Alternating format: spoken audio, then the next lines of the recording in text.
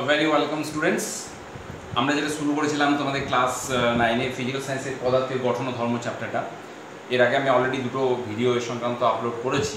যারা এখনও দেখোনি সেগুলো দেখে নিও। আর একটা কথা বলে রাখি, যেখানে যদি তোমাদের কোনো বুঝতে অসুবিধা হয় তাহলে তোমরা কমেন্ট বক্সে সেটা অবশ্যই লিখে পাঠাতে পারো। আমি চেষ্টা করবো সেই ব্যাপারটাকে সলভ করে দেওয়ার জন্য। তো আজ আমরা আরেকটা নতুন টার্ম নিয়ে এখানে এসেছি, একটা নতুন জিনিস আমরা শিখবো, সেটা হচ্ছে সাইফন। অনেক সময় কী হয়, আমরা যখন এই ক্লাসে তোমাদেরকে জিজ্ঞেস করি যে সাইফন কী জানো, এই ব্যাপারটা কি কখনো দেখেছো, তোমরা কিন্তু most of the students will say no sir, কখনো দেখিনি, জানি। এবং সেই জন্য তোমাদের মনে হয় যে আমরা তাহলে ফিজিক্যাল সায়েন্সের একটা একদম নতুন কোনো একটা জিনিস শিখছি, ফিজিক্সের বড় কিছু শিখছি। ব্যাপারটা তা নয়। তুমি একটু যদি জিনিসগুলো উদাহরণ দিয়ে তোমাকে বোঝায়, তাহলে এক হচ্ছে তোমরা কিন্তু ব্যাপারটাকে বুঝতেও পারবে যে এই ব্যাপারটার সম্বন্ধে তোমরা কিন্তু অনেক পরিচিত। এবং আমরা এখন যেটা জানবো ফিজিক্সে, সেটা হচ্ছে সেই ব্যাপারটাকে ভালোভাবে বিজ্ঞানের ভাষায় তার কার্যনীতি, তার প্রয়োগ, সেটা কীভাবে কাজ করে, সেই জিনিসটা জানবো। দেখো আমি উদাহরণটা দিই, তোমাকে বুঝতে পারবে। দেখো বাড়ির শৌচাগারে যে অটো ফ্ল্যাশগুলো থাকে, সেটা কিন্তু এই সাইফন ক্রিয়ার উপরেই নির্ভরশীল। আরেকটা উদাহরণ দিই, তোমাকে বুঝতে পারবে। যদিও এখন আমাদের যে বাড়িতে যে জ্বালানি হিসাবে তোমার এলপিজি গ্যাস ইউজ করা হয়, কিন্তু আগে কী হতো, আগে এই মোটামুটি কেরোসিন নির্ভর থাকতো। এখন কেরোসিনের ব্যাপারটা আগে থেকে অনেক কমে গেছে যদিও। তো তোমাদের মধ্যে যদি কারোর কেরোসিন আনতে গেছো কোনো দিন, তাহলে তোমরা একটা জিনিস দেখে থাকবে যে সেখানে কি করে, সেখানে যে কেরোসিন ডিলার, তার একটা প্রচুর ড্রামে এরকমভাবে কেরোসিন রাখা থাকে। এবং উনি কী করেন যে এই কেরোসিন ড্রামটাকে উল্টে এই ড্রামটাকে এইভাবে রাখেন। এবং এইখান থেকে একটা পাইপ দেখবে তোমরা বেরিয়ে এসছে, রাবারের পাইপ একটা বেরিয়ে এসছে বা প্লাস্টিকের পাইপ বেরিয়ে এসছে। সেইটা একটা ছোট্ট এরকম অপেক্ষিত এর থেকে ছোট একটা পাত্রে সেই তেলটা এসে এখানে জমা হচ্ছে।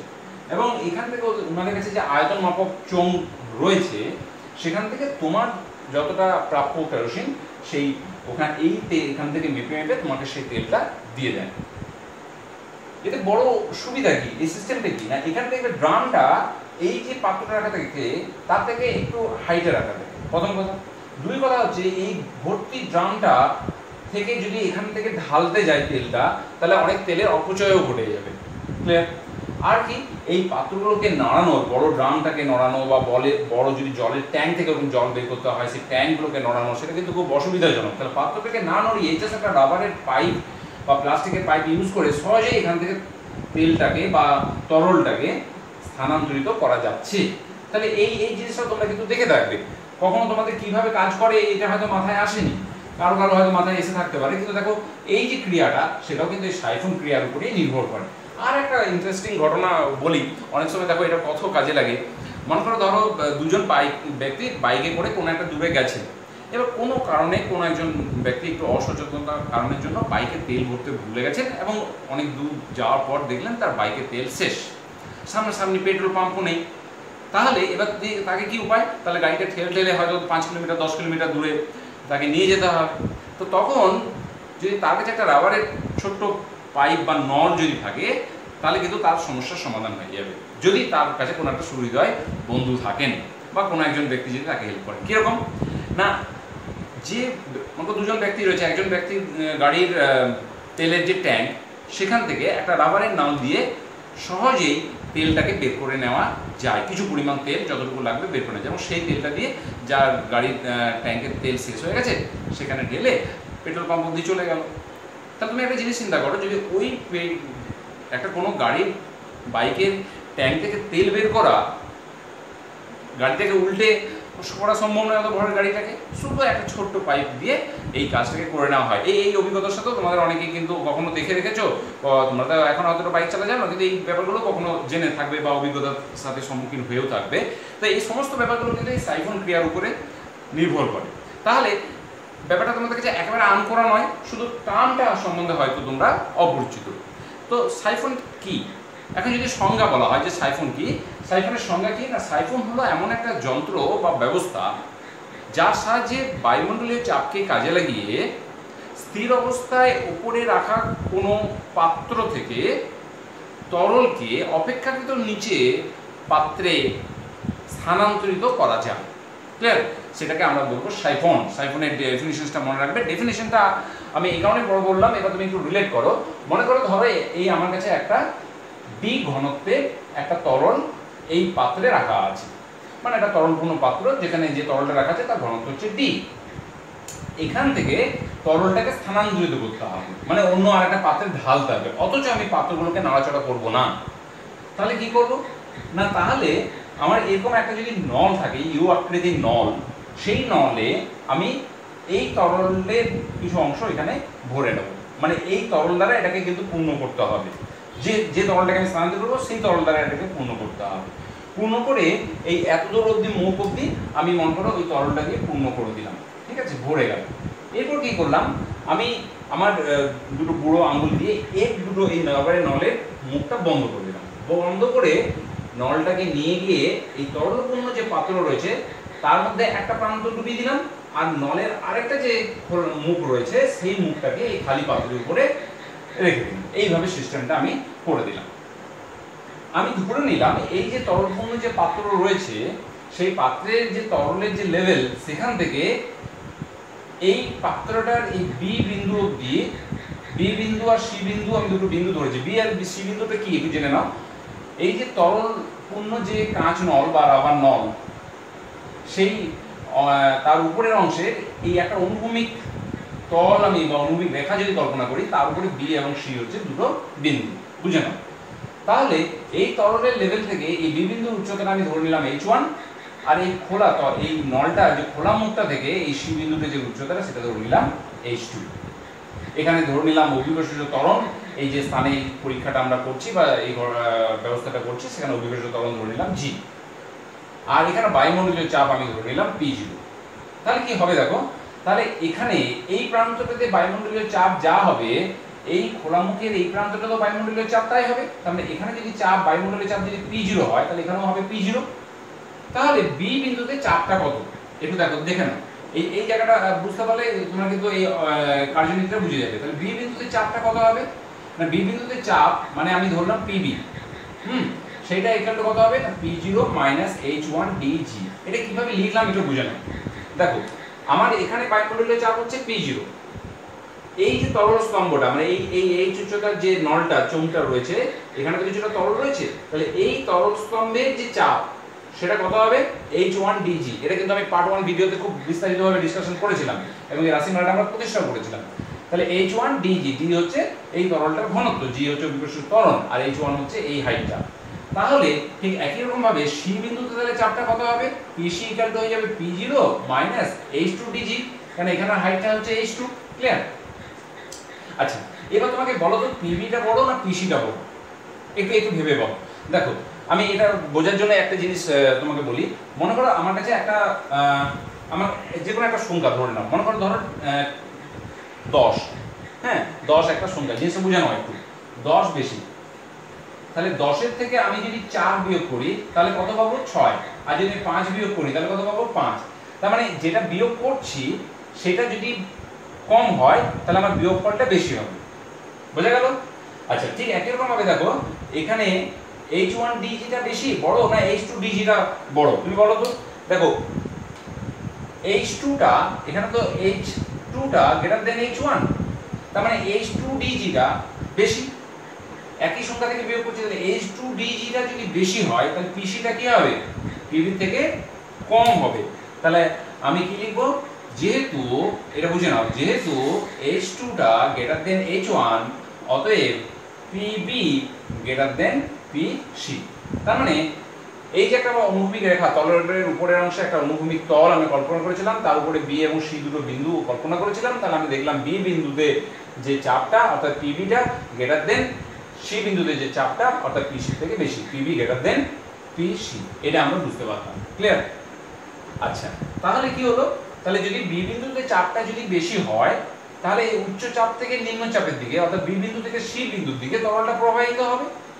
তাহলে এখান থেকে যদি তরলটা এইদিকে প্রভাবিত হয়ে যায় তাহলে বি বিন্দুতে একটা শূন্যতা সৃষ্টি হবে, এই শূন্যতা সৃষ্টি হওয়ার জন্য এখান থেকে বায়ুমণ্ডলীয় চাপের জন্য এই তরলটা ধীরে ধীরে এই নল দিয়ে এখানে উপরে উঠে আসবে এবং সেটা আবার এই বিন্দুর দিকে যাবে। তাহলে এইভাবে একটা তরলের প্রবাহ হবে।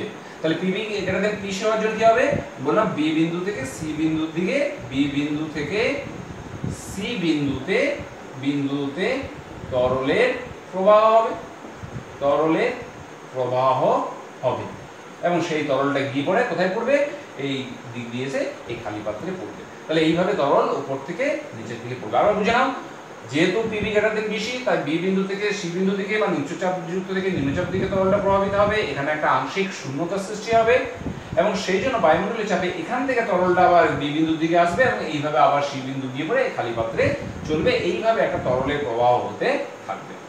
তাহলে এই তরলের প্রবাহটা কতক্ষণ ধরে হবে না, যতক্ষণ এই দুই বিন্দুর মধ্যে চাপের পার্থক্য থাকবে। তাহলে চাপের পার্থক্যটা কত দেখেন একটু, চাপের পার্থক্য মানে বি এবং সি বিন্দুতে চাপের পার্থক্য, তার মানে পিবি মাইনাস পিসি। পিবি মাইনাস পিসি কত, পিবি ভ্যালুটা লেখো P0 মাইনাস H1 dg আর পিসি ভ্যালুটা লেখো P0 মাইনাস H2 dg। তার মানে কি হবে দেখো, P0 minus H1 dg minus P0 minus minus plus H2 dg, P0 cancels, তাহলে H2 dg minus H1 dg, H2 dg minus H1 dg, আমি যদি dg টাকে কমন নিয়ে নিই তাহলে থাকবে H2 minus H1। আশা করি জায়গাটা বুঝতে পেরেছো, ঠিক? তাহলে এই চাপের পার্থক্যটা যতক্ষণ থাকবে ততক্ষণ ধরে এই তরলের প্রবাহটা হতে থাকবে, অর্থাৎ এই তরলপূর্ণ পাত্র থেকে খালি পাত্রে তরলটা স্থানান্তরিত হবে। ক্লিয়ার, বোঝা গেছে? তার মানে এই সাইফনের মধ্য দিয়ে যে তরল প্রবাহটা সেটা অ্যাকচুয়ালি কার উপর ডিপেন্ড করছে, এই H2 H1 এর উপর। কারণ dg তো কনস্ট্যান্ট, তাহলে H2 H1 এর উপর ডিপেন্ড করছে। তার মানে H2 মানে কি এই হাইটটা আর H1 মানে এই হাইটটা। তাহলে এই হাইট দুটোর পার্থক্য যতক্ষণ থাকবে ততক্ষণ তরলটা প্রবাহিত হবে। এইভাবে সাইফন ক্রিয়া কাজ করবে। ক্লিয়ার? তাহলে এটা হচ্ছে আমার কার্যনীতি, একটু ছবিটা এঁকে ঠিক এইভাবে বুঝিয়ে দিতে হবে। এরপর এই যে সাইফন ক্রিয়াটা যেটা চলছে, এই সাইফন ক্রিয়া কিন্তু সমস্ত জায়গায় হয় না। সাইফন ক্রিয়া হওয়ার জন্য কতগুলো কিন্তু আমাদের শর্ত রয়েছে। অনেক সময় তোমাদের পরীক্ষাতে কিন্তু এই কোশ্চেনটা আসে যে সাইফন ক্রিয়ার শর্ত কি। তাহলে কি কি ধরনের কোশ্চেনটা আমি আলোচনা করি, যে এক সাইফন ক্রিয়া কি, সাইফন ক্রিয়ার কার্যনীতি কি, এবং 2 নম্বর কোশ্চেন আছে সেটা হচ্ছে শর্ত, সাইফন ক্রিয়ার শর্ত কি। ক্লিয়ার? এটা কিন্তু আসে। তাহলে শর্তগুলো একটু করে ডিসকাশন যদি আমি করে দিই তাহলে কি লিখবো না, এই যে তরলটা আমি যেটা বলেছিলাম বি বিন্দুতে আংশিক একটা শূন্যতা সৃষ্টি হচ্ছে বায়ুমণ্ডলীয় চাপের জন্য, এই তরলটা উপর থেকে উঠছে। তার মানে 1 নম্বর শর্ত বলতে পারি যে বায়ুমণ্ডলীয় চাপের প্রভাবে হয়। এটা 1 নম্বর, বায়ুমণ্ডলীয় চাপের প্রভাবে হয়। তাহলে বায়ুমণ্ডলীয় চাপের প্রভাবে যখন হচ্ছে, তার মানে যদি কোনো জায়গায় এই বায়ুমণ্ডলীয় চাপটা যদি না থাকে তাহলে কি হবে, তাহলে এই ক্রিয়াটা হবে না। তার মানে আমি 2 নম্বর পয়েন্ট লিখতে পারি যে শূন্য স্থানে সাইফন ক্রিয়া কাজ করে না। শূন্য স্থানে সাইফন ক্রিয়া কাজ করে না। অনেক সময় এই কোশ্চেন আসে 1 নম্বর কোশ্চেন যে শূন্যস্থানে কি সাইফন ক্রিয়া কাজ করবে, তুমি কি লিখবে না, শূন্যস্থানে সাইফন ক্রিয়া কাজ করে না, কারণ এটা বায়ুমণ্ডলীয় ডেফিনেশন লিখেছিলাম, বায়ুমণ্ডলীয় চাপকে কাজে লাগিয়ে। 3 নম্বর কি বলবো, 3 নম্বর কন্ডিশন এই যে বলেছিলাম দেখো, এই যে চাপের পার্থক্য H2 H1 dg, তার মানে এই H2টা গ্রেটার দেন H1 হতে হবে। তার মানে দুটো বাহু তো সমান হওয়া চলবে না, আর এই খালি যে পাত্রটা রয়েছে তার এই যে এই নলটা যে খোলা মুখ থেকে এই যে হাইটটা মানে H2টা, সেটা হচ্ছে এই তরলপূর্ণ পাত্রের তরলের লেভেল থেকে এই বিন্দুর যে হাইটটা তার থেকে বেশি হতে হবে। তার মানে H2 গ্রেটার দেন H1 হতে হবে। ঠিক আছে? 4 নম্বর কন্ডিশন কি দেব, যে এই H1 মানে এই হাইটটা সেটা ব্যারোমিটার উচ্চতার থেকে বেশি হতে হবে। এখানে আরেকটা কোশ্চেন আমি তোমাকে বললাম, ব্যারোমিটার উচ্চতা। ব্যারোমিটার উচ্চতা বলতে কি বোঝায়, আমি খুব সমস্ত ধরনের কোশ্চেনগুলো আলোচনা করে দিচ্ছি। ব্যারোমিটার উচ্চতা বলতে কি বুঝি, যে তরলটাকে আমি স্থানান্তরিত করছি সেই তরলটা যদি একটা কোনো ব্যারোমিটারে আমরা ব্যবহার করি তাহলে ওটা যে হাইট অবধি উঠবে সেটাকে ব্যারোমিটার উচ্চতা বলি। এবং এই H1টা কিন্তু ওই ব্যারোমিটার উচ্চতা থেকে কম হতে হবে, বুঝে নাও। কেন, আমি এই পাত্রটা যত খুশি এই নলটার উচ্চতা কিন্তু হাইটটা রাখা চলবে না। যেমন জলের ক্ষেত্রে এই হাইটটা তোমার 34 ফুটের থেকে সবসময় কম হবে, কেন ও 34 ফুটের উপরে ওটাকে কিন্তু আর উঠিয়ে তোমার তরলটাকে প্রবাহিত করতে পারবে না। তাহলে কি বললাম যে H1 সেটা হচ্ছে যে ব্যারোমিটার উচ্চতা থেকে কম হবে, ব্যারোমিটার উচ্চতা থেকে কম হতে হবে। ক্লিয়ার? তাহলে এই কন্ডিশনসগুলো আমরা মেইনলি 4 রকম কন্ডিশনস, এছাড়াও আরো অনেক রকম কন্ডিশনস আছে, আমি সেগুলো তোমরা লিখতে পারো, কিন্তু এই 4টে হচ্ছে মেইন। এছাড়া যেমন তুমি বলতে পারো যে এই নলটাকে অবশ্যই তরলপূর্ণ পাত্র দিয়ে পূর্ণ করতে হবে বা ওই তরলই ভরতে হবে, 5 নম্বর কন্ডিশন। 6 নম্বর কন্ডিশনস হচ্ছে এই যে হাইটটা H1 হাইট, এখানের মধ্যে কোনো ছিদ্র রাখা চলবে না, নইলে এখানে বায়ু ঢুকে যাবে, তখন বায়ুমণ্ডলীয় চাপের জন্য এই তরলটাকে উপরে উঠাতে পারবে না, সাইফন ক্রিয়াটা হবে না। এটা একটা 6 নম্বর কন্ডিশনস হলো। 7 নম্বর কন্ডিশনস দিতে পারি যে এই যে হাইটটা, এই যে লেভেলটা দেখছো, তরল লেভেলটা, এই লেভেলটা থেকে এই যে উপরের লেভেলটা, এখানেও কোনো ছিদ্র হওয়া চলবে না, এটা 6 নম্বর কন্ডিশন। 7 নম্বর কন্ডিশন। 8 নম্বর কন্ডিশন দিতে পারো এই তরলপূর্ণ পাত্রটাকে খালি পাত্রের উপরে রাখতে হবে, 8 নম্বর কন্ডিশন। এবং আরো অনেক কন্ডিশনস দিতে পারো। তো মেইনলি এই 4টে কন্ডিশনস কিন্তু তোমরা অবশ্যই মনে রাখতে হবে যে একটা বায়ুমণ্ডলের চাপের প্রভাবে হবে, কাজেই শূন্যস্থানে এই ক্রিয়া কার্য করবে না, H2 > H1 হতে হবে, H1 ব্যারোমিটার উচ্চতা থেকে কম হতে হবে। তাহলে এগুলো হচ্ছে তোমার সাইফন ক্রিয়ার শর্ত। তাহলে আমি কি আরেকটা জিনিস যেটা আমি অলরেডি তোমার এইটা শুরুতেই বলেছিলাম, সেটা হচ্ছে প্রয়োগ। সেটা আমি আর ডিসকাশন করছি না। প্রয়োগ বলতে ওই যে বললাম যে শৌচাগারে যে অটো ফ্ল্যাশ ইউজ করা হয়, সেখানে 2 নম্বরে বলেছিলাম ওই কোনো একটা ট্যাঙ্ক, জলের ট্যাঙ্ক বা কোনো তরলপূর্ণ ট্যাঙ্ক থেকে যদি কোনো তরলকে ওই পাত্রটাকে না নড়িয়ে যদি তরলটাকে স্থানান্তর করা হয়, সেই জন্য সেইগুলো হচ্ছে সাইফন ক্রিয়ার প্রয়োগ। সাইফন ক্রিয়ার শর্ত, সাইফন ক্রিয়ার কার্যনীতি, সাইফন ক্রিয়ার প্রয়োগ। তাহলে সাইফন ক্রিয়া আমরা জানলাম। তাহলে বড় ইন্টারেস্টিং কিনা, যে জিনিসটা ঘটনাগুলো দেখেছো কিন্তু ব্যাখ্যা করতে পারোনি, সেগুলো আজ ফিজিক্স জানার জন্য, ফিজিক্যাল সায়েন্স জানার জন্য কত সহজে সুন্দরভাবে তুমি ব্যাখ্যা করতে পারলে, এবং এটা তোমার বন্ধুদের কাছে ডিসকাশনও করে নিতে পারো যদি ভালোভাবে বুঝে। আচ্ছা, এরপর আমরা আরেকটা জিনিস এখানে আজকে জানবো, সেটা হচ্ছে ঘনত্ব টানটা এর আগে শুনেছো। ঘনত্ব কোনো বস্তু অন্য একটা বস্তু থেকে কতখানি ভারী বা এই সমস্তগুলো বোঝানোর জন্য, সমাধান বস্তুর থেকে আরেকটা সমাধান বস্তু কতক্ষণ ভারী সেগুলো বোঝানোর জন্য ঘনত্ব টার্মটা আমরা ইউজ করি। ঘনত্ব কাকে বলে একটু লিখে নিই, যে নির্দিষ্ট উষ্ণতায় কোনো পদার্থের, দেখো নির্দিষ্ট উষ্ণতায় কোনো পদার্থে, ডেফিনিশন তোমরা বইয়েও পাবে, জিনিসগুলো একটু বুঝে নাও আমার কাছে। কোনো পদার্থের একক আয়তনের ভরকে ওই পদার্থের ঘনত্ব বলে। না বুঝে মুখস্থ করবে না, ঘনত্ব বলে। আমি এখানে কি বললাম দেখো একটু বুঝে নাও। আমি একটু বলে দিই যে এখানে বললাম যে নির্দিষ্ট উষ্ণতায়, এই কথাটা কিন্তু ইম্পর্টেন্ট। নির্দিষ্ট উষ্ণতায় কোনো পদার্থের আয়তনের ভরকে ওই পদার্থের ঘনত্ব বলে। তার মানে ঘনত্ব, আচ্ছা আমি তোমাকে বারবার বলেছিলাম যে যখন কিছু জিনিস জানবে ওর ইংলিশ টার্মটা জেনে রাখবে। ঘনত্বটাকে ইংলিশে কি বলা হয়? ডেনসিটি। তাহলে ডেনসিটির ফার্স্ট লেটারটা কি? ডি। তাহলে ঘনত্বটাকে আমরা ক্যাপিটাল ডি দিয়ে প্রকাশ করি। ঘনত্ব ডি কিন্তু হচ্ছে ওই পদার্থের ভর, মানে ভরকে আমরা এম দিয়ে প্রকাশ করি, বাই আয়তন, এবং আয়তনকে আমরা ভি দিয়ে প্রকাশ করি। তার মানে ডি ইকুয়াল টু হয়ে গেল এম বাই ভি। ক্লিয়ার? আচ্ছা, এইবার আমি একটা জিনিস বলি, যেটা আমি বলছিলাম যে ডেফিনিশন তো তুমি বইও পাবে, জিনিসটাকে বুঝে নাও। এখানে আমরা বললাম নির্দিষ্ট উষ্ণতায়। কেন নির্দিষ্ট উষ্ণতার কথা বলছি? দেখো তোমরা জানো কঠিন পদার্থ হোক, তরল পদার্থ হোক বা গ্যাসীয় পদার্থ হোক, উষ্ণতা বৃদ্ধিতে ওই পদার্থের আয়তনটা পরিবর্তিত হয়। বেশিরভাগ ক্ষেত্রে কি হয় যে উষ্ণতা বৃদ্ধিতে আয়তনটা বৃদ্ধি পায়, এক কিছু ব্যতিক্রম রয়েছে। তো এই ব্যতিক্রমগুলো বাদ দিয়ে বেশিরভাগ ক্ষেত্রে উষ্ণতা বৃদ্ধিতে আয়তনটা বৃদ্ধি পায়। তাহলে যেটা আয়তন বৃদ্ধি পায়, মানে এই যে ভগ্নাংশ দেখছো এটা লব, এটা হর, তার মানে যদি আয়তনটা বৃদ্ধি পায়, মানে ভিটা যদি বৃদ্ধি পায়, তাহলে কি হবে? ঘনত্বটা কমে যাবে।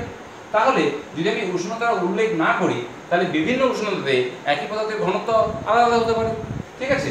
তাহলে সেই জন্য আমাদেরকে একটা পার্টিকুলার উষ্ণতা, যখনই আমরা কোনো পদার্থের ঘনত্বের কথা বলবো তখন উষ্ণতাটা উল্লেখ করতে হয়। যদিও আমি একটা কথা বলি যে শুধুমাত্র যে উষ্ণতার উপরেই কোনো পদার্থের আয়তন নির্ভর করে তা নয়, চাপের উপরও নির্ভর করে। কিন্তু জেনারেলি কি হয় যে কঠিন পদার্থ বা তরল পদার্থের ক্ষেত্রে চাপ বৃদ্ধিতে আয়তনটা সেভাবে পরিবর্তিত হয় না, কিন্তু গ্যাসীয় পদার্থের ক্ষেত্রে কিন্তু চাপ বৃদ্ধিতে আয়তনটা কিন্তু খুব পরিবর্তিত হয়।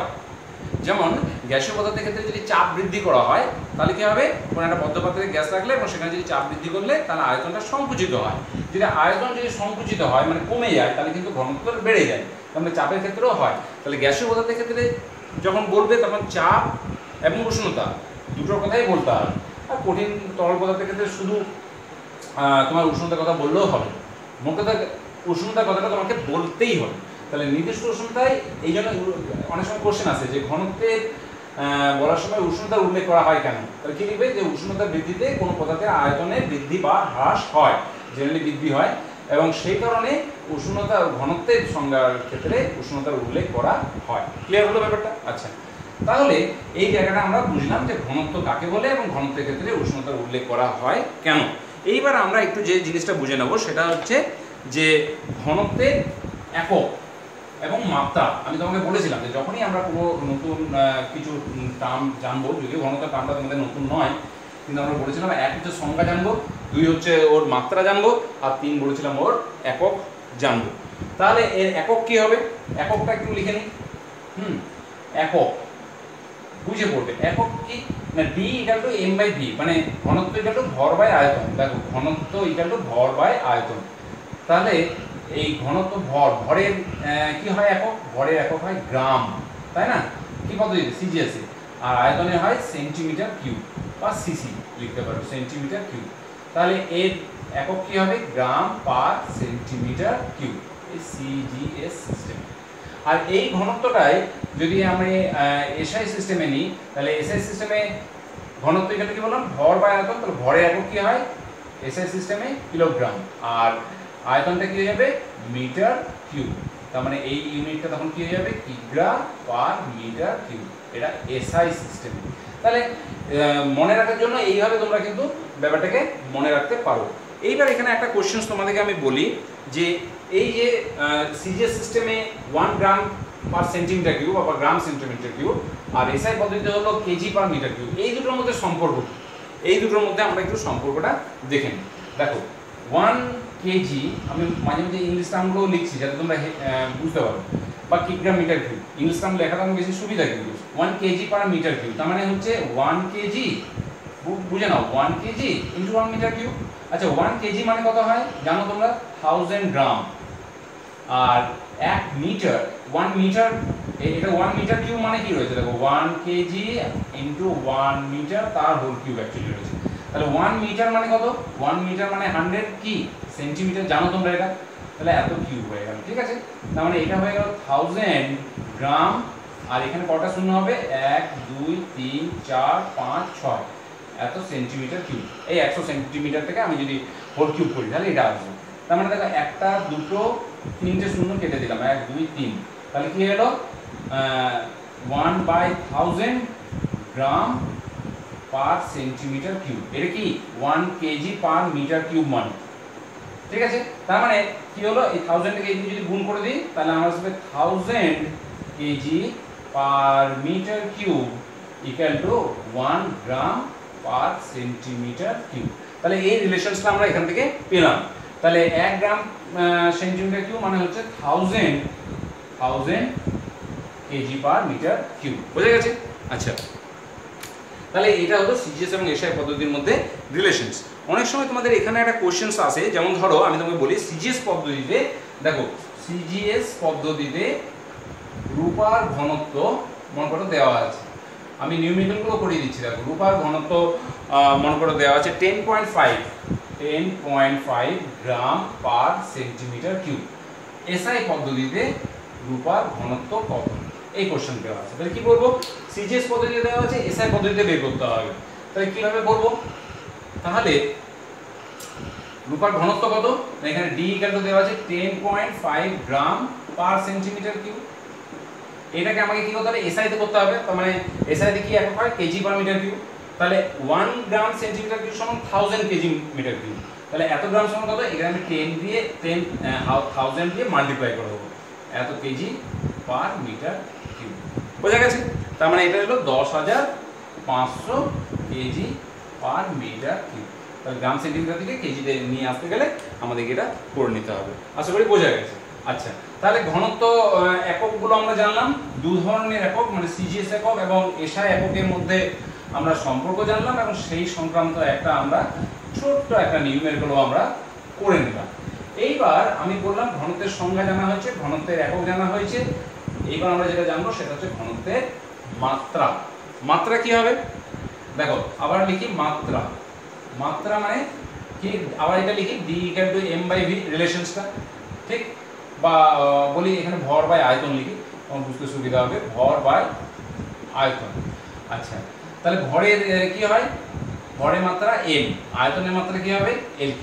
তাহলে এই মাত্রাটা কি হবে m⁻³ আশা করি মাত্রাটাও বোঝা গেছে, ক্লিয়ার?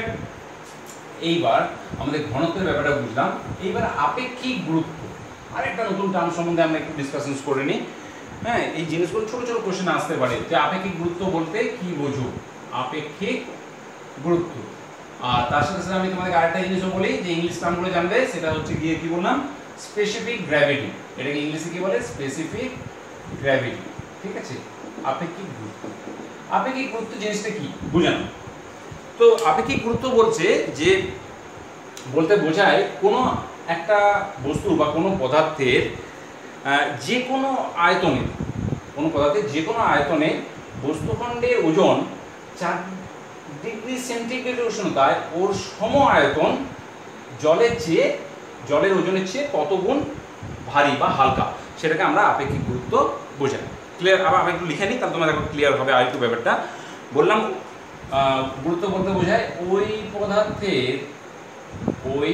পদার্থে মানে যে পদার্থের আমি আপেক্ষিক গুরুত্বের কথা বলছি, যে কোনো আয়তনে, ওই পদার্থের যে কোনো আয়তনে ওজন, ওই পদার্থের যে কোনো আয়তনে বস্তুখণ্ডের ওজন। ভালোভাবে বোঝো জিনিসগুলো, বইয়ে সবই পাবে, কিন্তু শুধু বোঝাটা আলাদা। কি বললাম, 4 ডিগ্রি সেন্টিগ্রেড উষ্ণতায় সম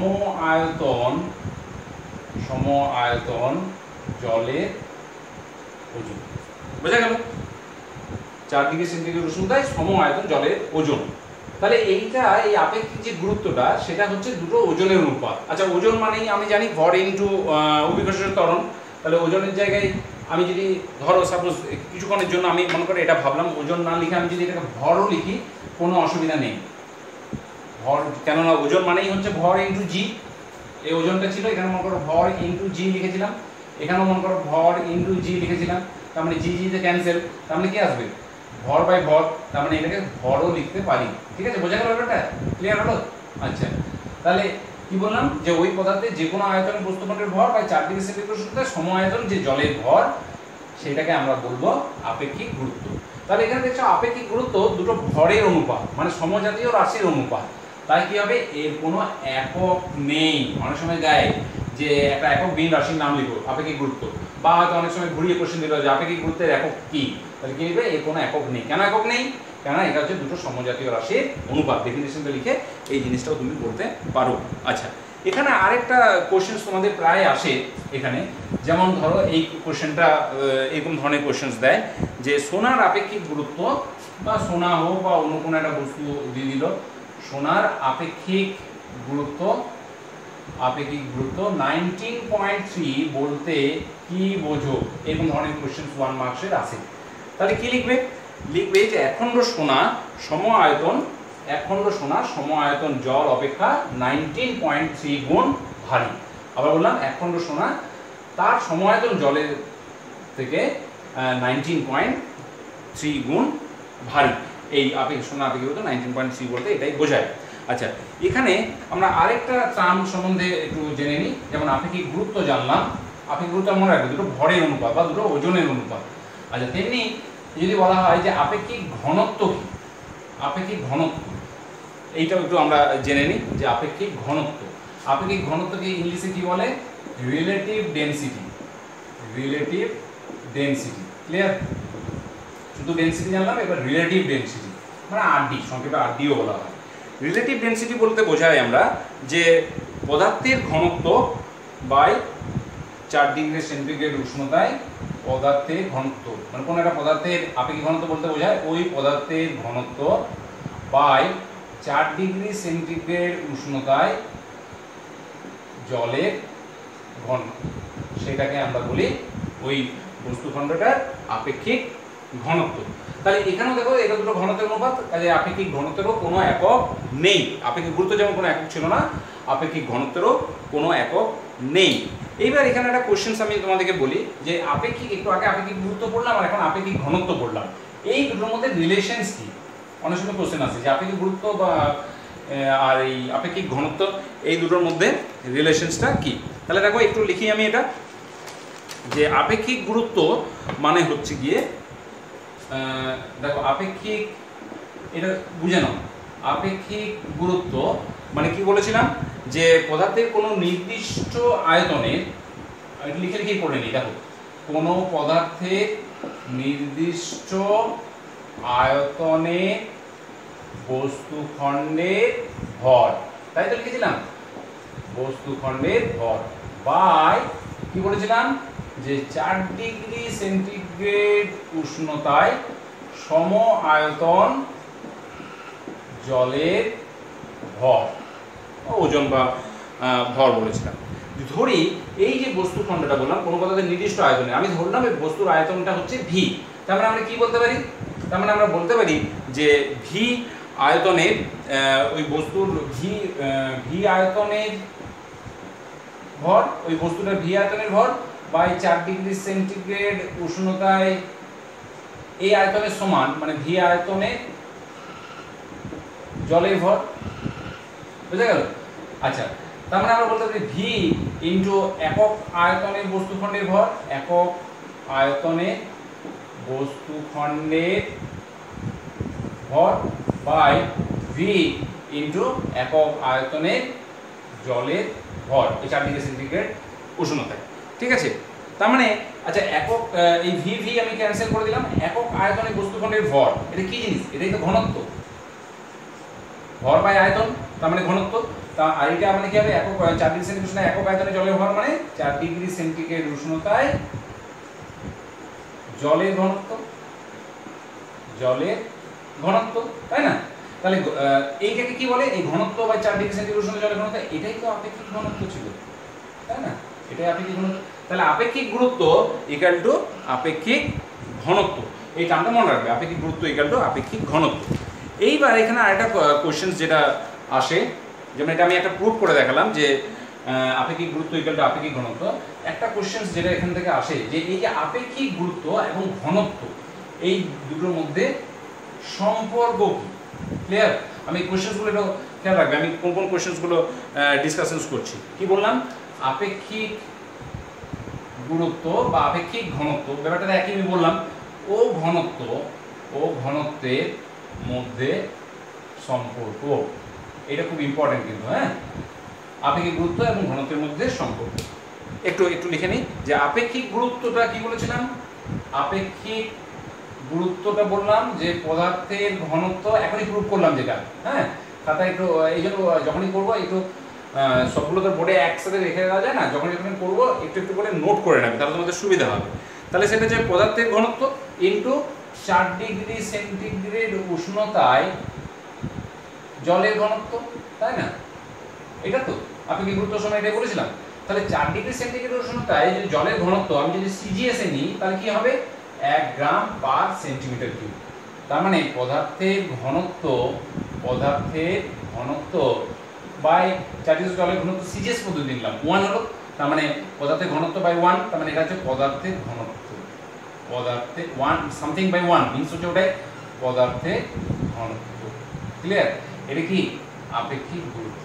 তার মানে কি হয়ে গেল, আপেক্ষিক গুরুত্ব আর পদার্থের ঘনত্বটা একই। আবার এখানে প্রুফ করলাম আপেক্ষিক গুরুত্ব পদার্থের ঘনত্ব একই, কিন্তু কখন? যখন আমরা সিজিএস পদ্ধতিতে নেব তখন। কিন্তু যদি সিজিএস পদ্ধতিতে না নিই তাহলে কি হবে? তাহলে দেখো কি হবে, এখানে একটু করে দেখাই এই জায়গাটায়। তাহলে আমি বললাম আপেক্ষিক গুরুত্ব সমান হচ্ছে পদার্থের ঘনত্ব বাই 4 ডিগ্রি সেন্টিগ্রেড জলের ঘনত্ব। তাহলে সেখানেও লিখবো পদার্থের ঘনত্ব, আমি এই জায়গাটা ভুলে যাই, এটা তো প্রুফ করলামই। এইবার দেখো 4 ডিগ্রি সেন্টিগ্রেডে এটাই বললাম যে তাহলে হবে এখানে পদার্থের ঘনত্ব বাই 4 ডিগ্রি সেন্টিগ্রেডে জলের ঘনত্বটা আমি সিজিএস নিয়েছিলাম 1 গ্রাম পার সেন্টিমিটার, যদি এসআই তে নিতাম তাহলে এটা আসতো 1000 কেজি পার মিটার কিউব, তাহলে এখানে লিখবো 1000 কেজি পার মিটার কিউব। অতএব আমরা কি লিখবো, পদার্থের ঘনত্ব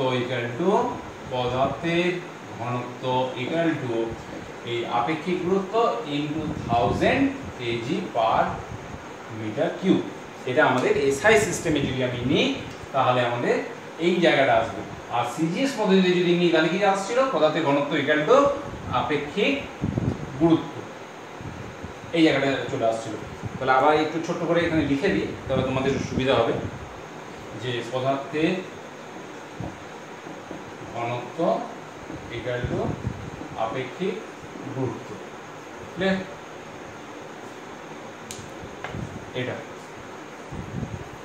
এটা আসবে সিজিএস আর এটা আসবে এসআই। তাহলে সিজিএস এ পদার্থের ঘনত্ব আপেক্ষিক গুরুত্ব একই, কিন্তু এসআই পদ্ধতি কিন্তু এক নয়। পদার্থের ঘনত্ব ইকুয়াল টু আপেক্ষিক গুরুত্বকে যদি আমি 1000 দিয়ে আমি মাল্টিপ্লাই করি তবে ওটা আমি পেয়ে যাব। তাহলে এখানে একটা কোশ্চেন্স আছে, যেটা যে মনে করো ধরো একটা রূপার আপেক্ষিক ঘনত্ব দেওয়া আছে, রূপার আপেক্ষিক ঘনত্ব দেওয়া আছে 10.8। তাহলে বলছে যে রূপার এসআই এককে কত হবে, রূপার ভর এসআই এককে কত হবে, রূপার ভর এসআই এককে কত, এরকম ধরনের একটা নিউমেরিক্যালস দেওয়া আছে, ঘনত্বটা দেওয়া আছে এটা। তাহলে আমরা কি জানি, যে আমরা লিখবো যে রূপার ঘনত্বটা কি হবে, ঘনত্ব ইকুয়াল টু হয় আপেক্ষিক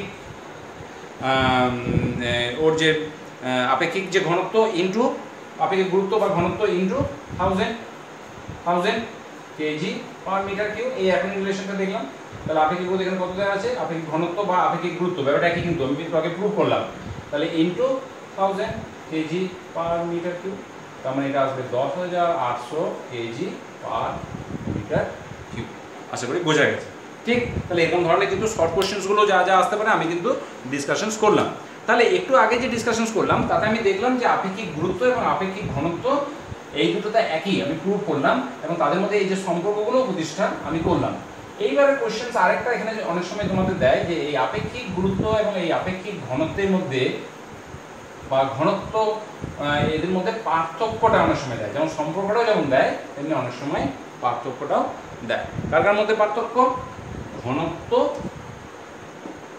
ঘনত্ব আর আপেক্ষিক গুরুত্ব বা আপেক্ষিক ঘনত্ব, বুঝে নাও। একটু আগে আমি এদের মধ্যে রিলেশনটা প্রতিষ্ঠা করলাম, এবার আমি তাদের পার্থক্যটা করব। তো যখনই এরকম ধরনের কোনো পার্থক্য দেবে তখনই ফার্স্ট তোমার পয়েন্ট যেটা হবে সেটা তুমি সংজ্ঞাটা দিয়ে দেবে। সংজ্ঞাটা কি ছিল না, নির্দিষ্ট উষ্ণতায় কোনো পদার্থের একক আয়তনের ভরকে ঘনত্ব বলে, লিখলে। 2 নম্বরে কি লিখলে আপেক্ষিক গুরুত্বে, যে কোনো বস্তুখণ্ডের কোনো নির্দিষ্ট আয়তনের কোনো বস্তুখণ্ডের ভর 4 ডিগ্রি সেন্টিগ্রেড উষ্ণতায় সম আয়তন জলের ভরের তুলনায় যতগুণ ভারী। তাহলে 1 নম্বর আমার পার্থক্য হয়ে গেল ওদের ডেফিনিশনস। 2 নম্বর পার্থক্য কি দেবো, 2 নম্বর পার্থক্য দেব যে ঘনত্বের একটি একক আছে, লিখবে একক আছে। কি একক, ঘনত্বের একক আমি বললাম গ্রাম পার সেন্টিমিটার কিউব বা সিজিএস এবং এসআই সিস্টেমে কেজি পার মিটার কিউব। কিন্তু আমি তোমাকে বললাম কি এর ক্ষেত্রে আপেক্ষিক গুরুত্বের ক্ষেত্রে কি হবে, কোনো একক নেই। কেন একক নেই সেটাই বললাম, কারণ দুটো সমজাতীয় রাশির অনুপাত। 3 নম্বর হচ্ছে মাত্রা, ঘনত্বের মাত্রা আমি তোমাকে বললাম m/l কিউব, কিন্তু এইটার ক্ষেত্রে কি হবে, মাত্রাহীন, কোনো মাত্রা নেই। 4 নম্বর পয়েন্ট কি দেবে, 4 নম্বর পয়েন্ট দেবে যে ঘনত্বের মান বিভিন্ন এককে বিভিন্ন, ঘনত্বের মান বিভিন্ন এককে বিভিন্ন, যেমন সিজিএস পদ্ধতিতে বিভিন্ন, পদ্ধতিতে বিভিন্ন। যেমন সিজিএস পদ্ধতিতে ধরো একটা তোমার সোনার ঘনত্ব মনে করো 19.3 গ্রাম পার সেন্টিমিটার কিউব, এটা বিভিন্ন এককে বিভিন্ন না লিখে বিভিন্ন পদ্ধতিতে লিখবে, বিভিন্ন পদ্ধতিতে বিভিন্ন। 19.3 গ্রাম পার সেন্টিমিটার কিউব, এটা হচ্ছে সিজিএস সিস্টেম। আবার এইটাই হবে 19,300 কেজি পার মিটার কিউব, এটা আবার এসআই সিস্টেম। ঠিক আছে, কিন্তু আপেক্ষিক গুরুত্ব বা আপেক্ষিক ঘনত্বের কিন্তু এরকম নয়, ওটা কিন্তু একই থাকে, সেটা আপেক্ষিক গুরুত্ব হয়ে যাবে 19.3। উদাহরণ দিয়ে তুমি ব্যাপারটা বুঝে নেবে। তাহলে প্রথমে সংজ্ঞা দিলাম, বললাম একক আছে একক নেই, মাত্রা আছে m/l কিউব, মাত্রাহীন, ঘনত্বের মান বিভিন্ন পদ্ধতিতে বিভিন্ন, একটু উদাহরণ দিয়ে দেখিয়ে দিলে। আর এটার ক্ষেত্রে একটা সকল পরিমাপেই কিন্তু সমান, তার মানে এখানে লিখলাম সকল পরিমাপেই সমান। আশা করি বোঝা গেল। তাহলে আমি যে ধরনেরই কোয়েশ্চেন্স হোক না কেন, তুমি শর্ট অ্যান্সার হোক বা বড় বা নিউমেরিক্যালস, এই জায়গাটা আমি ডিসকাশন করলাম। আশা করি তোমরা বুঝতে পেরেছো। না বুঝতে পারলে আবার বলছি যে কমেন্ট বক্সে অবশ্যই তোমরা লিখে জানাবে, এবং অবশ্যই তোমরা ভিডিওটিকে লাইক করবে, শেয়ার করবে, এবং যারা এখনও সাবস্ক্রাইব করোনি অবশ্যই সাবস্ক্রাইব করবে পরবর্তী ভিডিওগুলো পাওয়ার জন্য। বাড়িতে থেকো, ভালো থেকো, এবং ভিডিওগুলো দেখতে থাকো। Good night.